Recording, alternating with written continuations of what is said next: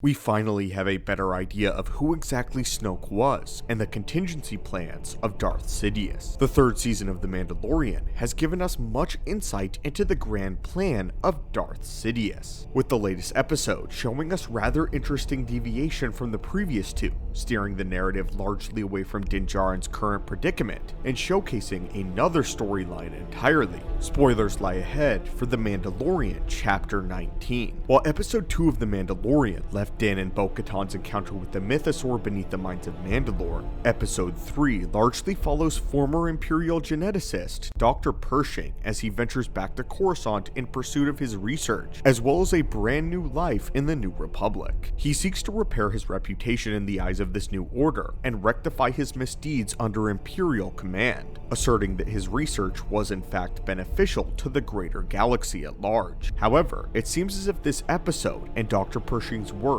might explain the origin of one of the galaxy's most mysterious Force-sensitive figures, who might actually not be just one Force-sensitive at all, but rather a combination. Today, Acolytes of the Galaxy, welcome back to the archives, and let's explore the idea and open up the holocron that Supreme Leader Snoke is actually not his own individual at all, and how Dr. Pershing's work with the Empire managed to create one of the most grotesque Force amalgams in all of galactic history. At the beginning of the episode, Dr. Pershing details the process of gene splicing, and the idea that he could, theoretically, combine DNA from separate individuals in order to create one cohesive entity, a clear indication to the rise of Skywalker and the sequel trilogy at large. But more important than this, we believe that none other than Supreme Leader Snoke might be something of a Frankenstein's monster, being a blend of DNA contributed from several extremely powerful Force bloodlines. In the original Mary Shelley's Frankenstein novel, Dr. Frankenstein found himself obsessed with the depiction of a perfect beauty, seeking to build an entity that embodied all that it meant to be beautiful. In order to do this, he found the most physically appealing characteristics of the various corpses that he dismembered when assembling his creation. The most beautiful eyes from one body paired with the most beautiful ears of another, and so on and so forth. The downfall of this procedure and this creation, however, was that these pieces were not meant to fit together at all, and the resulting abomination was a hybrid of different parts that were unable to work cohesively as a single unit. But how exactly is this relevant to Star Wars, and what does this have to do with the creation of Snoke? Well, we propose that Palpatine endeavored to create something very similar to Frankenstein's monster, and had very similar results in turn. If Snoke was truly meant to be a vessel for Palpatine's consciousness, then it makes sense that he would have wanted to create the most powerful body that science had to offer. And given what we see of Snoke, we do know that he is indeed immensely powerful in the Force. Is it possible that after the death of Anakin and the loss of Vader, that Palpatine attempted to create his own synthetic chosen one? Did Palpatine truly attempt to create a perfect body, and if so, which parts did he borrow from the four potential candidates that we believe made up Snoke's DNA, the body that he would attempt to possess? The likeliest candidate was of course the chosen one himself, Anakin Skywalker, who had spent the greater part of 2 decades by Sidious's side. It's not unreasonable to believe that Palpatine had Anakin's DNA stowed away for a rainy day, and Anakin may have been one contributing Force factor to Snoke's creation.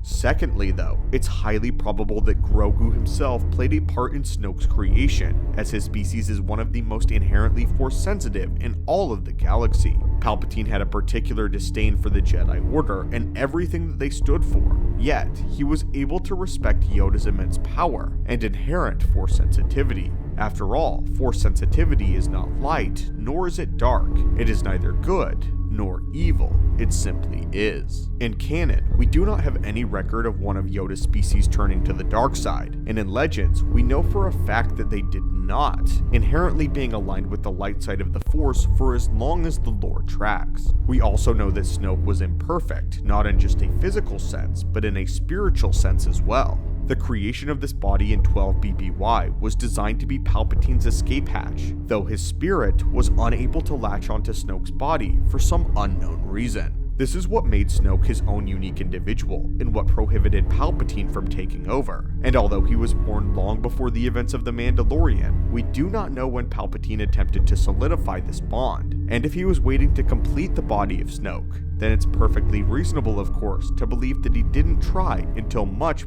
later. In the second season of The Mandalorian, it is believed that Moff Gideon was in fact able to obtain Grogu's DNA, and this might be the second part of Snoke's Frankenstein body, and Palpatine's fake and false chosen one. The third individual that we know of that contributed to Snoke's biology is of course Darth Sidious himself, which has been confirmed, as it has been confirmed in the novelization for The Rise of Skywalker, that Snoke is a Strandcast clone of Darth Sidious, and his genealogy was mapped on Palpatine's genetic blueprint, meaning that of the four, this is as of yet the only confirmed contributing factor. These three together make up three of the most powerful Force users in the galaxy, with Yoda's race, as well as both the Skywalker and Palpatine bloodline contributing to the creation of this attempted perfect being.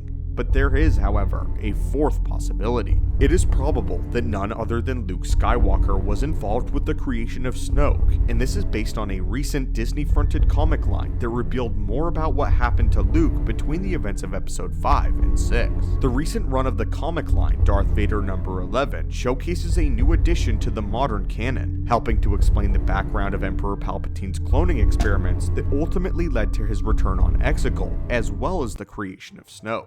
In this comic, we follow Vader shortly after the battle on Cloud City and his subsequent confrontation with the Emperor, where it is revealed that Darth Sidious was able to recover the severed hand of Luke Skywalker. After finding Luke's hand on Bespin, Palpatine had it transported to Exegol, the home of his new cloning experiments and the heartland of the Sith. This clandestine base of operations was the central hub for all of Darth Sidious's darkside experiments, from genetic alteration to the eventual Strandcast program that would result in the creation of not only Snoke, but Rey and his own reanimation as well. We know that Darth Sidious and the Empire wanted Grogu's DNA, as well as actually possessed Luke Skywalker's DNA, and by this new proposition by the third season of The Mandalorian, that they can actually mix and splice genes together to create a better being, we full-heartedly believe that this was an essential part of Sidious's plan, part of one of his many contingency orders. We know that through science, as well as the dark side of the Force, Darth Sidious attempted to create the perfect being. We also know that as of the time of The Mandalorian, Sidious has been searching for Grogu, or rather, the Empire has been searching for Grogu for many years, and once his DNA was obtained, Sidious was able to complete the Snoke project, his Frankenstein monster, a body of attempted perfection in the Force, and a testament to his will as a Force user.